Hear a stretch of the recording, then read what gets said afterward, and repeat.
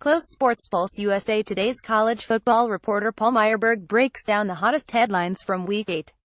USA Today Sports. The snickering has started across college football, from coaches' meetings in the Big Ten to radio shows in the South. Hey, that's what happens when you're Jim Harbaugh and you parachute back in from the NFL with the subtlety of a sledgehammer, when you spent nearly 3 years as a whirling dervish of self-promotion and shtick but haven't really come close to winning a national title. Harbaugh admittedly has made himself an easy target for ridicule, and every micro-failure in his tenure is going to be magnified as the crisis that allegedly will send him whimpering back to the NFL. But understand this: if Harbaugh decides one day that he can't get it done at his alma mater, it will say far more about Michigan than any failure on the part of Coach Khaki. For all the coaching miracles Harbaugh has performed in his career, there is no podcast or trip to Rome that can fundamentally change the reality that Michigan is one of the most difficult jobs among a small group of blue bloods that aspire to win national titles. Bowl projections: Notre Dame threatens to join playoff field. Heisman watch: Penn State's Saquon Barkley extends lead 11:30 RERA and KS. Clemson leads pack of loss teams. And if Harbaugh doesn't do it, it's unlikely anyone in our lifetimes will. Though the elitism and arrogance built into the Michigan brand suggests otherwise, there's nothing Harbaugh can do about decades of built-in disadvantages in recruiting or the lack of relevant history to support Michigan's claim as a national power. Since sharing the 1997 national title with Nebraska, which was Michigan's first since 1948, 12 programs have won the title and 4 others have played for it.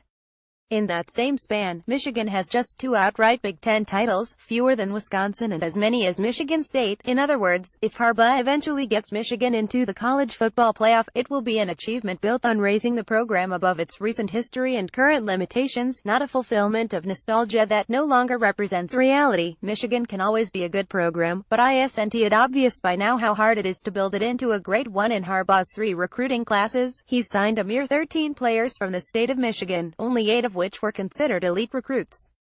This year, according to 247 Sports, there are only 7 players of the 4- and 5-star variety in the state to go along with 10 a year ago, 9 in 2016 and 4 in 2015. By contrast, Georgia, a state with only slightly more population than Michigan, 10.3 million to 9.9 million, has 37 4- and 5-star players in this upcoming class alone. No wonder Harbaugh and his staff spent so much time gallivanting around the South trying to plant the Michigan flag everywhere, from IMG Academy to high school camps in Alabama.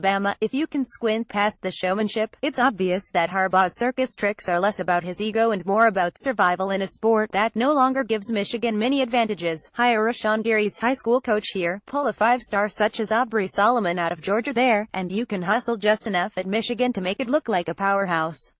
But it's a hustle all the same. Harbaugh isn't infallible. His old-school offensive approach and lack of quarterback development so far is fair game. His team is headed for a 4th-place finish in the Big Ten East, and his staff was humiliated by James Franklin and Penn State on Saturday night. Harbaugh, it seems, will likely go into year 4 at Michigan without a signature accomplishment or breakthrough victory. Check out the top 25 teams in the country, according to the Amway College Football Coaches Poll. USA Today Sportsies: there's a standard, Harbaugh told reporters on Monday.